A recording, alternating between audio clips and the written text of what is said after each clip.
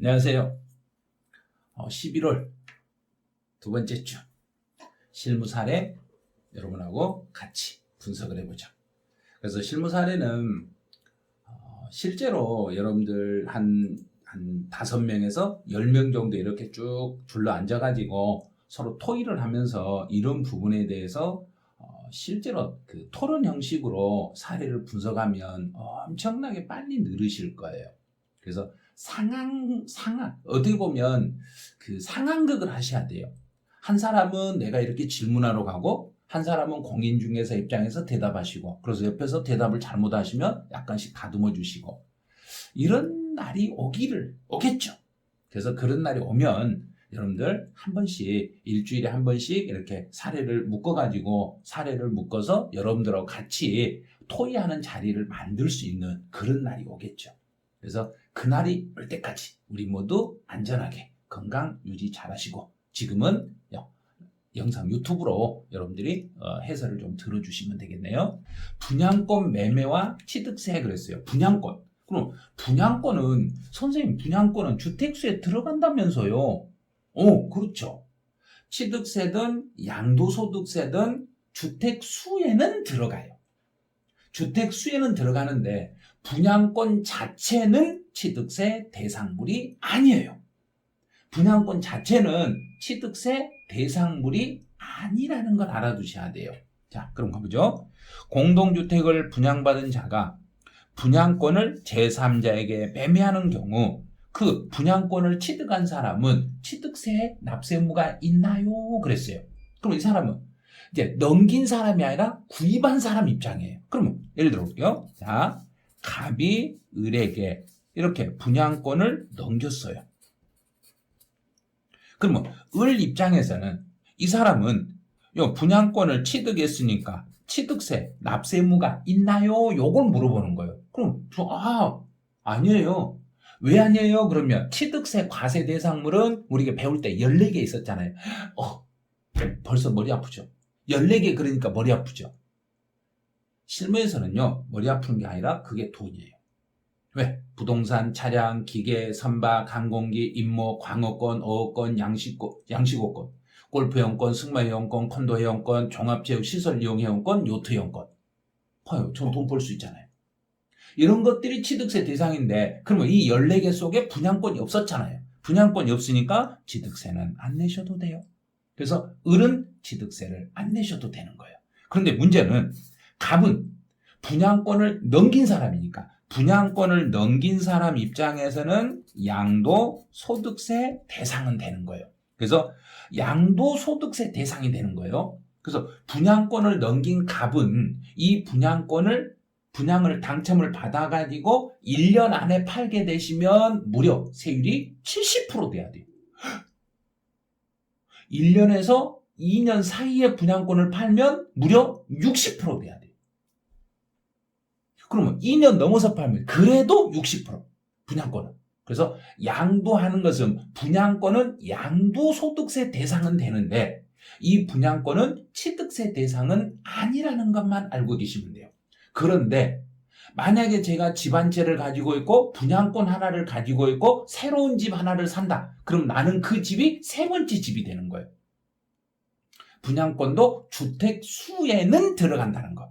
그래서 취득세 세율을 적용할 때 분양권도 주택수에는 들어가는데 그 분양권 자체에 대해서는 취득세 대상은 아닙니다. 이렇게 해석하시면 돼요. 자, 아시겠죠? 그럼 사례, 이제 첫 번째 사례는 해석을 하셨어요. 두 번째 사례. 우리 면세점 배운 적 있죠? 취득세에서 면세점은 취득 가액이 50만 원 이하가 되면 면세점으로 취득세를 부과하지 않는다. 요걸 배운 적이 있어요. 네, 배웠죠. 그러면 만약에 여기서 상속의 경우는 상속을 받았을 때 면세점은 어떻게 돼요? 그랬어요. 자, 상속을 받았을 때 면세점은 어떻게 될 것인지. 그러면 볼게요. 상속 취득의 경우에 상속인 각자가 상속받은 과세 물건을 취득한 것으로 보고 지분을 취득하는 경우에는 그러면 지분을 취득하는 경우에는 그 지분에 해당하는 과세 대상 물건을 취득한 것으로 보기 때문에 상속인 각자가 지분별로 그 가액이 50만 원 이하인 경우에는 과세하지 않습니다. 자기가 상속받았을 때 그 금액이 50만 원 이하가 되면 취득세를 부과하지 않습니다. 그럼 50만 원이 안 되는 물건에 대해서 등기를 하려면 그때는 등록 면허세로 세금을 내시면 돼요. 50만 원이 안 되니까 취득세는 받지 않는 대신에 등기를 할 때 그 종이값, 잉크값은 등록 면허세로 받겠습니다. 이렇게 하시면 되는 거예요. 그래서 혹시 상속을 받을 때도 내가 상속받은 지분의 가액이 50만 원 이하가 됐을 때는 그건 취득세 안 낼 수 있다는 것만 기억해 주시면 돼요. 이번 사례는 주민 위로금을 골프장 취득 가격에 포함할 수 있는지요? 골프장을 취득했을 때 그 취득 가격, 우리 골프장을 취득하면 세율이 4배로 중과세가 돼요. 4배로 중과세가 된다는 것은 세율이 엄청나게 올라가는 거예요. 그런데 주민 위로금을 골프장 취득 가격에 포함해서 위로금도 취득세를 낼 거냐 이거죠. 이걸 낼 것도 같고 안 낼 것도 같고 어떻게 해야 되냐 이거예요. 자, 가보죠. 골프장 조성 공사를 원활하게 하기 위해서 주민 불편사항이나 건물 피해에 대한 주민 1호금 및 지원금으로 지급한 보상비를 골프장 취득 가격에 포함하는가요? 그럼 이거는 뭐냐면 그 물건, 골프장을 취득하기 위해서 직접 들어간 돈이든 간접적으로 들어간 돈이든 모두 취득 가격에 포함하게 돼 있는 거예요. 그런데 주민 위로금은 그 골프장하고 직접 관련이 되는 게 아니라는 걸 주의하셔야 돼요. 자, 골프장 조성 공사를 원활하게 하기 위해서 주민 불편사항에 대한 위로금이나 지원금에 대한 보상비는 골프장 조성을 위해 지급한 것이라 할지라도 토지의 지목 변경에 소요된 비용이 아니기 때문에 취득세 과세 표준에 포함할 수 없습니다. 이런 것들은 주민 위로금 쪽으로 나간 돈은 취득세 과세 표준과 별개로 그거는 빼고 취득세를 신고하시면 돼요. 그래서 그 위로금까지 취득세를 물리는 건 너무 심하다는 이야기예요. 그래서 위로금에 대해서는 골프장에서 이것까지 취득세를 내야 되냐 하고 소송을 했는데 판결이 위로금은 취득세 대상이 아닙니다. 과세 표준에 포함 안 하셔도 됩니다 하고 이렇게 판결이 떨어진 거예요.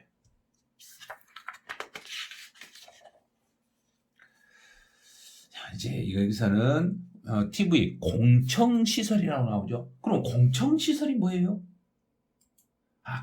공동으로 청취하기 위해서 건물 옥상에 보면 우리 옛날 보면 안테나 같은 거 설치한 거 있잖아요. 좀 그 건물 전체에 안테나를 크게 안테나 둥그렇게 해가지고 큰 안테나 설치한 거 있잖아요. 공청 안테나. 그래서 TV 공청시설이 준공검사 이후에 그랬어요. 자, 여기서는 준공검사 이후. 그러면 건물 준공이 떨어진 이후에 TV 공청시설을 설치했을 때 이 설치비가 취득세 과세 표준에 들어가냐 이거예요.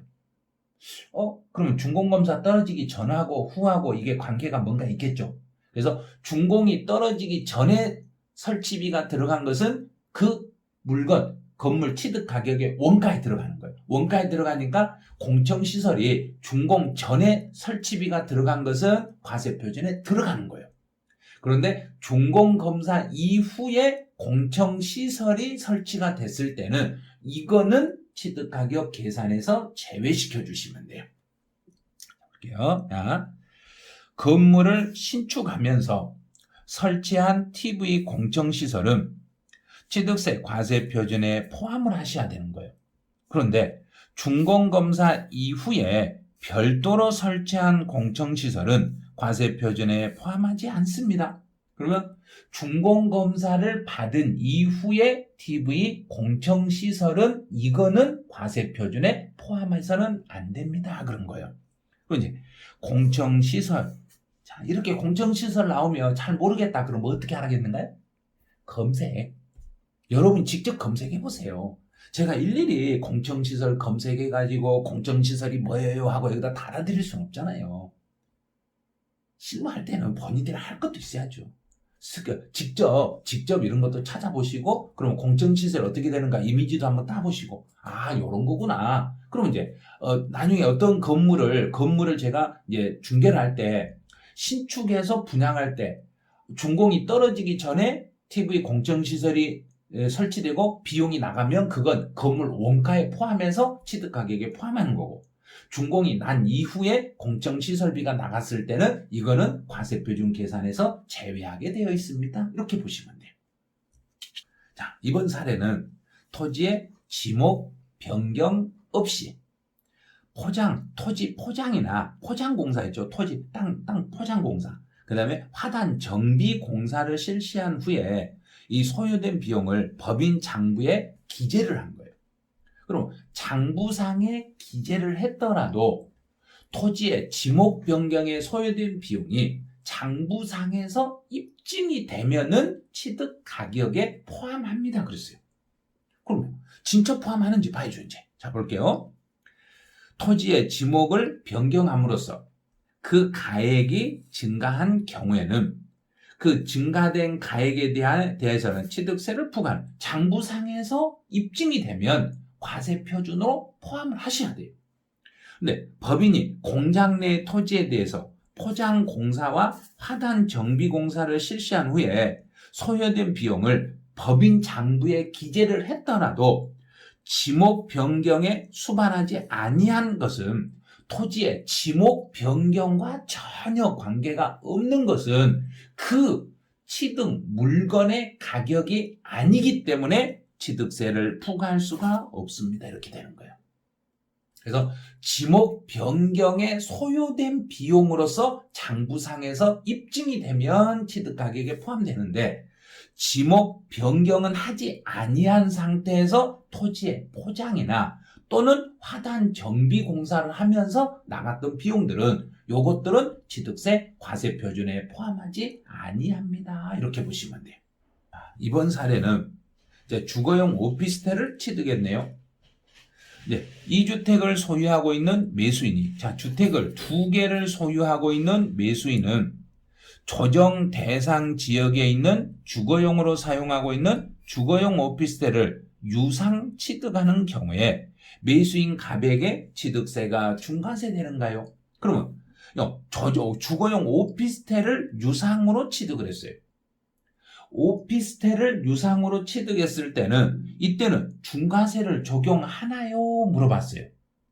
중과세를 적용하나요? 그랬어요. 주택이 2개 있는 상태에서 조정 대상 지역에 있는 오피스텔이기 때문에 오피스텔을 처음에 취득한 시점에서는 주거용으로 사용할지 상가로 사용할지 지금 구별이 안 되는 거예요. 주거용으로 쓸 수도 있고 상가로 쓸 수도 있어요. 어떻게 사용하는가에 따라서 달라지기 때문에 처음에 취득할 때는 그냥 일반 세율을 적용하는 거예요. 일반 세율, 건물에 대한 일반 세율을 적용해서 이 경우는 주택이 아니라 일반적인 경우로 봐서 이 경우는 4% 세율을 적용하게 돼요. 일반적인 경우라고 해서 이제 4%, 주택 이외를 유상으로 거래한 걸로 봐서 4%짜리 세율을 적용을 해요. 그런데 이 오피스텔을 취득해가지고 오피스텔에서 이제 재산세로 부과된 게, 재산세가 주택분 재산세가 과세되고 나면, 주택분 재산세가 과세되고 나면은 그때는 이 오피스텔도 주택에 포함하겠습니다. 그럼 주거용으로 주택분 재산세가 부과되면 그때부터는 이제 주택에 포함이 되기 때문에 집이 2개 있는 사람이 주거용 오피스텔이 주택분 재산세가 나오면, 요게 나오면 이제 집이 3채가 되는 거예요. 이제 나는 3주택자가 되는 거예요. 3주택자가 되니까 3개를 가진 사람이 이번에 4번째 집을 사시면은 이제부터는 표준세율 플러스 중과 기준세율의 4배로 중과세해서 12%의 세율들이 이제 적용이 되는 거예요. 그래서 이 주거용 오피스텔은 처음에 취득할 때는 그냥 일반 상가 취득한 걸로 봐서 4%의 세율을 적용하는데 나중에 주거용으로 재산세가 주택분 재산세가 나오면 그때부터 주택으로 봐가지고 주택수에 포함하겠습니다. 그렇게 되는 거예요. 그래서 주거용 오피스텔을 처음에 취득할 때는 중과세를 적용하는 게 아니라 앞에 주택이 2개 있었더라도 중과세를 적용하는 것이 아니라 일반 세율 4%짜리 세율을 적용하시면 되겠습니다. 이제 이렇게 해서 이제 11월 두 번째 주 저희가 이제 사례 연습을 이제 끝냈어요. 자, 이렇게 사례 하나씩 해보니까 선생님이 설명할 때는 알아먹겠는데 내가 혼자 사례를 설명할 때는 힘들어요. 그게 연습이 부족해서 그런 거예요. 그리고 또 이론적인 내용이 보충 좀 되셔야 돼요. 그래서 잘 안 되면 교재에 나와 있는 우리 배웠던 요약집이나 기본서 같은 교재에 거기에 나와 있는 세법 이 관련 규정을 한번 쭉 읽어보세요. 읽어보시면 이제 사례 해석을 어떻게 하고 상대방한테 어느 정도까지 내가 상담을 해야 되는지 이걸 아실 수 있을 거예요. 자, 그러면 2주 11월 2주차 실세클럽에서 매일 사례 들어간 해설을 여기서 마치죠. 여러분들도 사례 분석 열심히 하셔가지고 대박 나시기 바라네요. 자, 그러면 2주차 사례 안녕.